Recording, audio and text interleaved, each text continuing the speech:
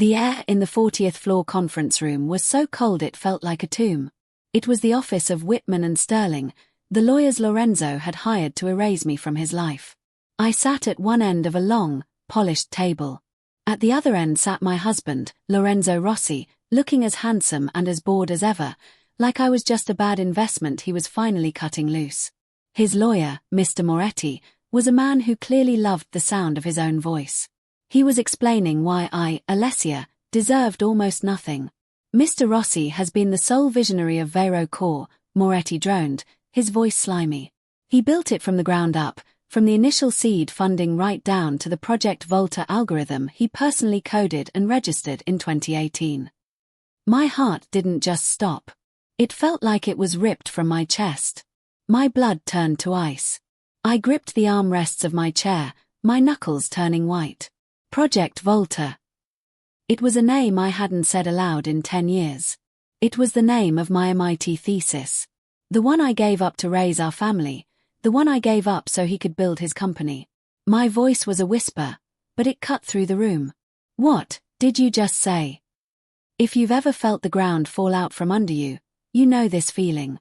Keep reading to see what I did next, and please share this story with someone who needs to find their own strength.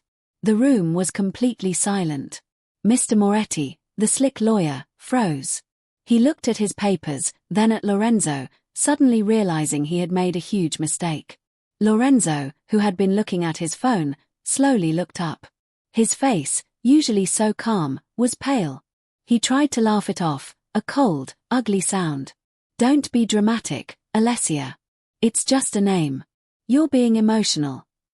The shock that had frozen me just seconds before now melted into a hot, hard rage I hadn't felt in my entire marriage. I stood up so fast my chair scraped loudly against the marble floor. You stole my work. My voice didn't shake. Lorenzo's face twisted. The mask of the charming husband was gone, and the real man was there. I improved your little college project, he hissed across the table. You would have let it rot on a hard drive. You should be thanking me. It made us rich. The admission hit me harder than a slap. He wasn't just a bad husband. He was a thief. He had built his entire empire, our empire, on a lie.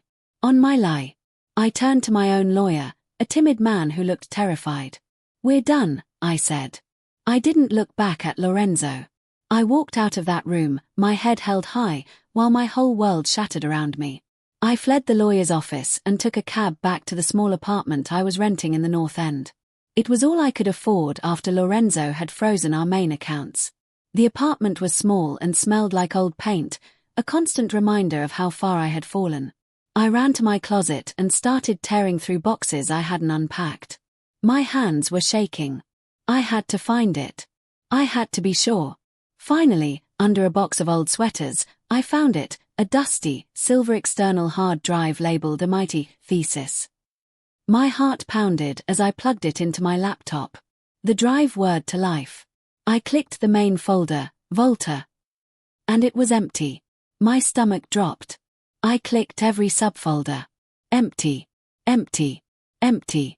He had wiped them. He must have gone on to our shared home network years ago and deleted my backups. He had tried to erase me completely. I felt sick. Then I saw it. In the very last folder, a single file, v.final_do_touch.zip. It was an encrypted, password-protected archive. I stared at the password prompt. What was it? I couldn't remember. I tried our anniversary. Access denied. I tried our son's birthday. Access denied. My proof, my whole life, was trapped inside that file. My hands were trembling too much to type. I was locked out of my own past. I had one last hope, but it was a call I was ashamed to make. I hadn't spoken to her in 10 years, not since I dropped out of my PhD program to support Lorenzo's dream. I dialed the number for Dr. Elena Rinaldi, my old mentor at MIT. Her voice was just as I remembered it, warm, sharp, and with a strong Italian accent. Alessia. After all this time. I broke down. I told her everything. The divorce, the lawyer's office, Project Volta, the empty hard drive. She was quiet for a long moment. Then she said, "I never trusted him, Kara. He was all charm and no substance. He was a shortcut." My eyes filled with tears. She believed me. "Hold on," she said. "Let me check my academic archive." A minute later, an email dinged in my inbox. The subject, "Forward your final draft." It was an old, time-stamped email from the MIT server. It was from Lorenzo's email address, sent to Dr. Rinaldi. The message said, "Dr. Rinaldi, Alessia is swamped, so I'm submitting her final Volta draft for her. Hope this helps." The file was attached. The metadata proved it was my work, sent from his computer. He had been planning this for a decade. The email from Dr. Rinaldi was a start, but it wasn't the full code. I was still staring at the locked file on my hard drive when my phone rang. It was Lorenzo. I almost didn't answer, but my anger made me bold. I picked up. His voice was no longer the angry, cornered animal from the conference room. It was the syrupy, manipulative voice I knew so well. The one he used when he wanted something. "Alessia, amore," he said, and the word made me feel sick. "I'm so sorry about today." Moretti was confused. He misspoke. I said nothing. I just listened to him lie. "I don't want to fight," he continued, his voice dripping with fake concern. "I want you to be happy. So I have a new offer. $10 million. And you can keep the Beacon Hill townhouse. No questions asked. It's more than any judge would give you." I knew what was coming next. "We just need you to sign a small paper, an NDA. Just to put all this mess behind us, for the family." He was trying to buy my silence. He was scared. That generous offer told me everything I needed to know. Project Volta wasn't just a part of his company. It was his company. And he knew I had him. I hung up the phone without saying a W. The password prompt on the screen seemed to mock me. I had proof he had my thesis, but the real code, the original work, was in this encrypted file. I had to remember. I closed my eyes and tried to go back in time, back to the late nights in the MIT lab. I tried every password I could think of. Our first dog's name. The street we lived on. Project Volta. Access denied. Access denied. Access denied. I felt hopeless. Then, I stopped thinking about the good times. I started thinking about the bad ones. I thought about the end, right before I quit. I was working 20-hour days, on the verge of a breakthrough. Lorenzo was getting jealous. He hated that I was smarter than him. He hated when I was in the lab. He started to belittle me, to make me feel small. He had a sarcastic, cruel pet name for me back then. He'd walk into the lab, see me surrounded by equations, and say, "Still playing God, Mirdi." My goddess. He meant it as an insult. My fingers flew across the keyboard. MIADEA. I hit enter. Access granted. The file unzipped. A folder appeared on my desktop. My heart was pounding so hard I thought it would break. My hands were shaking as I double-clicked the folder. It all flooded open. My thesis. My research. My source code. Hundreds of files, all perfectly preserved. I cried with relief. It was all here. My work. My life. As I scrolled through the files, I saw a subfolder I didn't remember creating. It was named Contingenza. Contingency. I opened it. It was full of video diaries. It was me, 10 years younger, my hair tied up in a messy bun, my face tired but excited. I looked so full of hope. I clicked the last video. Younger Alessia looked right into the camera, like she was speaking to me now. "Lorenzo thinks this is too revolutionary," she whispered, glancing over her shoulder. "He says I should tame it for the investors, simplify it. He wants to cut the core logic." She leaned closer. "But I think I'll just embed a back-end key only I know. A little signature in the code that only I can activate. Just in case he ever tries to simplify it without asking." My breath caught. I didn't just have proof he stole my work. I had a key. I had a weapon. I had a kill switch. The first thing I did was call my timid lawyer and fire him. The second thing I did was call Dr. Rinaldi. I'm in," I told her. I have everything. Dr. Rinaldi knew exactly who I needed. She got me a meeting with Bianca Gallo, a legendary Boston IP litigator. Her nickname was the Shark. Her office wasn't old and stuffy like Moretti's. It was all glass and steel, overlooking the harbor. Bianca was sharp, dressed in a red power suit, and she didn't smile once. She just listened. I laid out the emails. I told her about the $10 million offer. Then, I played the video from the contingenza file. When it finished, Bianca Gallo was silent for a full 10 seconds. Then, a slow, dangerous smile spread across her face. "He's not just a thief, Alessia," she said, her voice like ice. "He's sloppy." She took my case on contingency. Her first move was not to negotiate. Her first move was to file an emergency injunction to freeze all of Verocor's assets and a new lawsuit. Not for half. For the full valuation of the company. $4 billion. I had just unleashed a shark into Lorenzo's private ocean. The lawsuit hit the news like a bomb. Verocor CEO sued for $4 billion by estranged wife for stealing core IP. My name was everywhere. I knew Lorenzo would be furious, but I wasn't prepared for how fast he would retaliate. The very next morning, a man knocked on my apartment door. He handed me an eviction notice. The apartment I was renting, the one I thought I had found on my own, was owned by a shell corporation. A corporation that belonged to Lorenzo. I had 24 hours to get out. Panic seized me. I grabbed my purse and ran to the nearest ATM, just to see what I had. I put in my debit card. Card declined. I tried my credit card. Card declined. I tried the last emergency card I had. Card declined. He hadn't just frozen our joint accounts. He had called every bank and had every one of my personal cards cancelled. He had cut me off completely. I was standing on a street in Boston, a billionaire on paper, with exactly $43 in my pocket. I was about to be homeless. I had nowhere to go. My family was back in Italy. My old friends had all been Lorenzo's friends. I had $43 and a small suitcase. I did the only thing I could. I called Dr. Rinaldi. "He's evicted me," I whispered, all the fight gone from my voice. "I have no money. You get in a cab and you come to my house in Cambridge. Now," she ordered. An hour later, I was in her warm, book-filled guest room, feeling like a failed student all over again. She brought me tea. "This is what he does, Alessia," she said, her voice hard. "He pushes until you break." As we talked about Lorenzo's past, his quick rise to the top, Dr. Rinaldi suddenly got up. She went to her office and came back with a dusty box. This was from another student of mine. Matteo Bianchi. I remembered that name. Matteo was Lorenzo's original partner, the tech guy. Lorenzo told everyone that Matteo had tried to steal from the company and that he'd had to fire him. "I never believed it," Dr. Rinaldi said, her eyes flashing. "Lorenzo ruined that boy.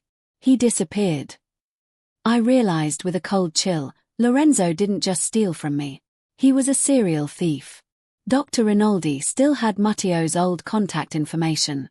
I found him working a low-level IT job in a boring office park in Somerville.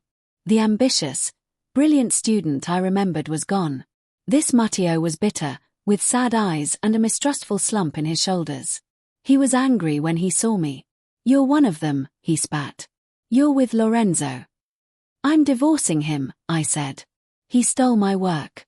He's trying to ruin me, just like he ruined you." Matteo just shook his head. "You can't win. He'll crush you. Just leave me out of it." He started to walk away. I didn't argue. I just said, "He told me you were a thief.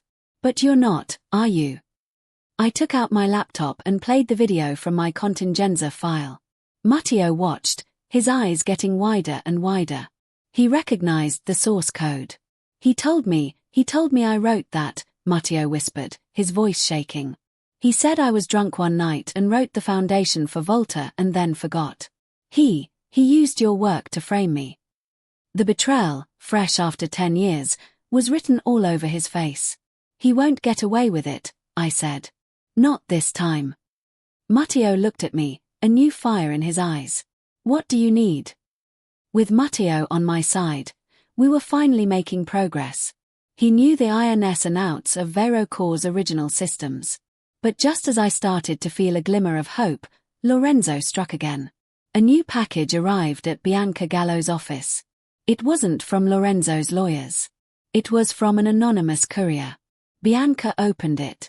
Inside was a simple, black USB drive. She plugged it into a secure, air-gapped computer. Her face, usually so calm, went hard.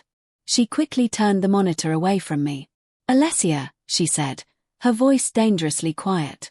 "You need to prepare yourself." It was a folder of photos. Intimate, private photos of me that Lorenzo had taken years ago. Photos I thought were just for us. Photos I never knew he had kept. Attached was a simple text file: "Drop the lawsuit, or the whole world sees. Your move." I felt sick. I wanted to curl up and disappear. I was being violated all over again. But Bianca was furious. "This is not a setback, Alessia," she said, her voice like steel. "This is a felony. He just handed us the chains for his own wrists." I was devastated by the blackmail, but Bianca and Matteo were energized. "This proves he's desperate," Matteo said. "He knows we have him on the IP. He's panicking." Matteo told me that the real dirt on Lorenzo wouldn't be on the main Verocor servers. "Lorenzo is paranoid," he explained. "He has a private, encrypted server in his office, completely separate from the company network. It's where he keeps his personal ledgers, his real deals." That server was our target. But it was in his locked office, and we had no way in. "We need someone on the inside," Matteo said. My mind raced. Who would hate Lorenzo as much as we did? Then, I remembered. Julia. His executive assistant.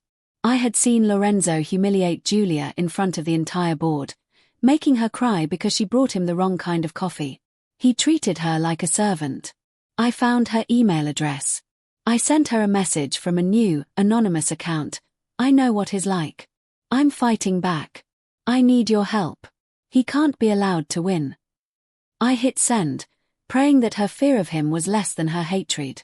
Julia agreed to meet me in a small, dark cafe in the Back Bay. She was terrified, her hands shaking so hard she could barely hold her cup. "He'll fire me," she whispered. "He'll ruin me." "He already is," I said gently. I didn't show her the blackmail photos. I just showed her the threat. I showed her the email from Moretti's office. "He's doing this to me," I said. "He's threatened to release private photos of me to the press." Julia's eyes widened in disgust. She knew it was true. "He keeps a private server in his office," I said. "We need what's on it." A new, hard look came over her face. "Tomorrow," she said. "At 10 a.m. He has a board meeting."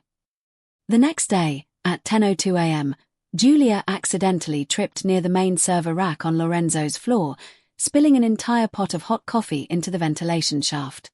The fire alarms blared. The floor was evacuated. In the chaos, Julia swiped her master keycard, slipped into Lorenzo's office, and plugged in the USB drive Matteo had given her. It took 4 agonizing minutes to clone the server. She got out just as the security team was clearing the floor. That night, Matteo and I huddled over the cloned drive in Dr. Rinaldi's study. It was like looking into the heart of Lorenzo's darkness. It was all there. The original files proving he framed Matteo. The hidden bank accounts. But then, we found something so much worse. A new folder. Project V Ghost. My stomach twisted. I opened it. It was my algorithm, Project Volta, but slightly altered. It was a ghost version.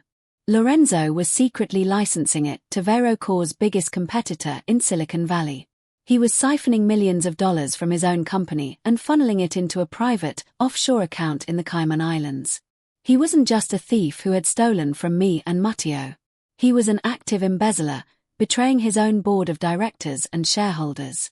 "My God," Matteo whispered. "He's been playing both sides." I looked at the bank records, at the dates. He had been doing this for years. He was going to sink his own company and walk away with billions, leaving everyone else to drown. I immediately called Bianca. I was furious, but she was calm. She was, as always, tactical. "This is it," she said. "This is the kill shot." Bianca Gallo didn't bother with Lorenzo or his lawyers. She bypassed them entirely. She requested an emergency, off-the-record meeting with the VeroCorp board of directors. The entire board. She met them in the same high-rise building where it all began, but this time they were on her turf. She didn't waste time. She laid out 2 facts. "Fact 1, she said, her voice sharp. "Your entire $4 billion company is built on stolen intellectual property. Here is the undeniable proof." She showed them my original thesis and the video diaries. The board members went pale. "Fact 2, she continued. "Your CEO, Lorenzo Rossi, is also actively embezzling millions from you. Here are the bank records from his V-Ghost project." She showed them the files from the cloned server. One of the board members looked like he was going to be sick. "You have 2 choices," Bianca said. "You side with us, you oust him, and we save this company together. Or you side with him, and you go down with him for fraud. You have 24 hours. The board didn't take 24 hours. They took 1. They summoned Lorenzo, telling him it was an emergency meeting to plan their legal defense against me. Lorenzo walked into the boardroom with Mr. Moretti at his side. He was arrogant, smiling, ready for a fight. He thought it was him and the board against me. Then he saw me, sitting at the far end of the table, next to Bianca Gallo. His smile faltered. "What is this?" he demanded. The chairman of the board, an old money Bostonian named Thomas, stood up. He didn't look at me. He looked right at Lorenzo. "We have evidence of your embezzlement, Lorenzo. Project V-Ghost." Lorenzo's face crumpled. All the color drained from it. He looked at Moretti, who was speechless. He looked at me, and his eyes were full of a hatred so deep it scared me. "You're fired, Lorenzo," Thomas said, his voice shaking with rage. "Effective immediately." Mr. Moretti started to bluster. "You can't do this. His contract." Bianca cut him off. "His contract is null and void. It's called a morality clause. And he just violated it, and about 10 federal laws." Lorenzo was cornered, a trapped animal. His arrogance was gone, replaced by a wild, desperate fury. "You think you've won?" he screamed at me. "You think you can just take my company?" "It was never your company," I said, my voice quiet but firm. "Fine," he yelled. "If I can't have it, no one can." He lunged for his phone, his fingers flying across the screen. "I'll wipe it all. I'll trigger the dead man switch. You'll have nothing." Matteo had warned me about this. A fail-safe Lorenzo had built to destroy the servers if he was ever compromised. He tapped the final command. A red message flashed on his screen. "Access denied." He tried again, his fingers fumbling. "Access denied." He looked up, his eyes wild with confusion. I was holding my own phone. "Looking for this, Lorenzo?" I asked. I'll never forget the look on his face. "I told you," I said. "I built a back-end key. Your kill switch was just a program running on my platform. I locked you out. For good." He was powerless. He was, finally, finished. 2 security guards, who had been waiting outside the boardroom, entered. They moved to stand on either side of Lorenzo. He was breathing hard, his face purple with rage. He was utterly defeated. Mr. Moretti was already gathering his briefcase, trying to slip out of the room. "One last thing, gentlemen," Bianca said. She slid a single document across the polished table. It stopped right in front of Lorenzo. "What is this?" he spat. "That," Bianca said, "is your full confession. It details the IP theft from Alessia, the fraud against Matteo, and the felony blackmail attempt with the photographs. You sign it, and in exchange, the board and Ms. Rossi agree not to pursue criminal charges. You'll lose the company, but you'll stay out of prison." Lorenzo stared at the paper. He knew he had no choice.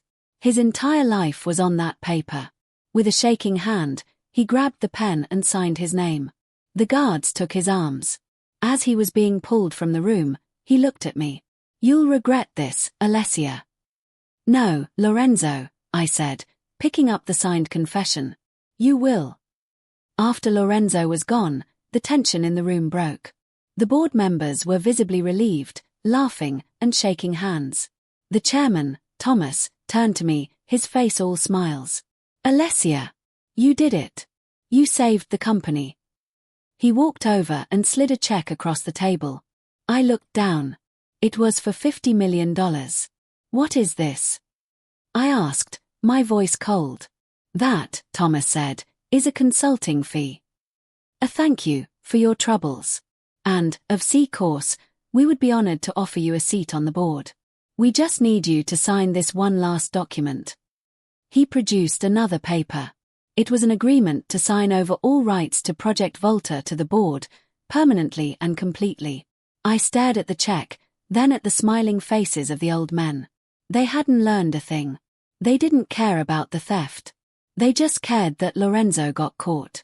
They just wanted to get rid of one problem and buy the company's golden goose for cheap.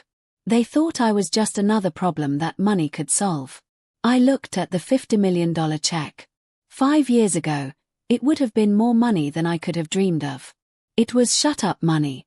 It was the price they thought I was worth. I looked up at the chairman, at all the men who had enabled Lorenzo's behavior for a decade because he was making them rich.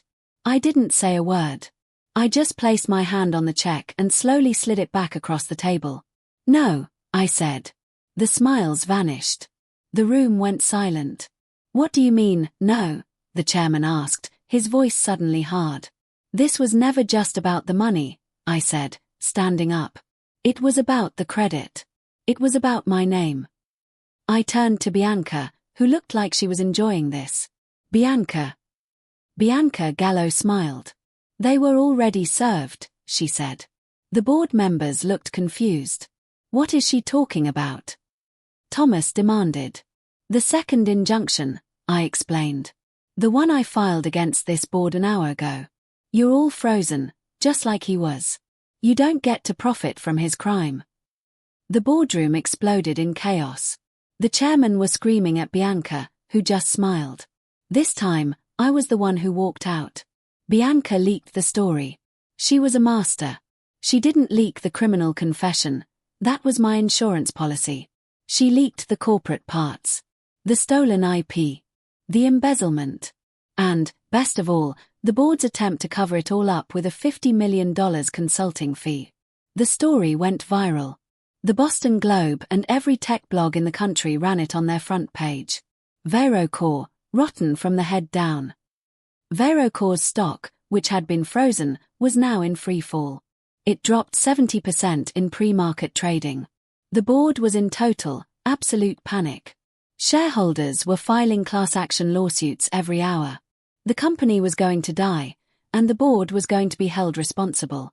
They were ruined. 2 days later, my phone rang. It was the chairman. His voice wasn't arrogant anymore. It was the voice of a man who was completely and totally broken. "Please," he begged. "Name your price. Just make this stop." We met one last time. In the same 40th floor conference room. But this time, I wasn't the one who was terrified. A row of defeated, grey-faced board members sat opposite me. Bianca Gallo sat at my right. Matteo Bianchi sat at my left. This time, I made the terms. It was very simple. 1, I said. I will be named interim CEO of this company, effective immediately. They all nodded. 2. Matteo Bianchi will be reinstated as Chief Technology Officer, and his original, full share packet will be restored. Matteo sat up straighter. They nodded again. 3. This entire board will resign. You will leave, one by one, over the next 6 months. You can't do that, one of them protested. I can, I said. Because the shareholders now hate you more than they hate me. 4, I continued. The new board will be chosen by me. And my first appointee is Dr. Elena Rinaldi. And 5, I said, the company will be rebranded. And Project Volta will be publicly and legally credited to me, its sole creator. They had no choice. They agreed to everything. 6 months later, I stood on a stage. It wasn't a courtroom. It was a bright, crowded auditorium for our company's first ever relaunch event. The old, dark VeroCore logo was gone. Behind me was a new one, a rising phoenix. The company was now Eterna Tech. For too long, I said to the crowd of employees and press, this company was built on secrets.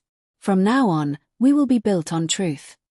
I announced our new ethics in innovation charter. I publicly thanked Matteo, our co-founder and CTO, for his foundational work. Then, I made my final announcement. We are also launching the Julia Grant, I said. A new, multimillion-dollar fund, personally funded by me, to provide legal and financial support to administrative staff and whistleblowers who speak out against abuse in the workplace. In the front row, my new chief of staff, Julia, watched me, tears streaming down her face. She wasn't a terrified assistant anymore. She was a hero. I was in my new office, a corner suite with floor-to-ceiling windows overlooking Boston Harbor. My desk was clean. The company was stable. Matteo was happily rebuilding the entire tech stack, and Dr. Rinaldi was keeping the new board in line. A letter arrived with the afternoon mail. It had no return address, but I recognized the handwriting. It was from Lorenzo. He was in some court-mandated rehab program, his assets gone, his name a disgrace in the industry. The letter was a pathetic, rambling plea for me to remember the good times. He asked if I could find it in my heart to help him.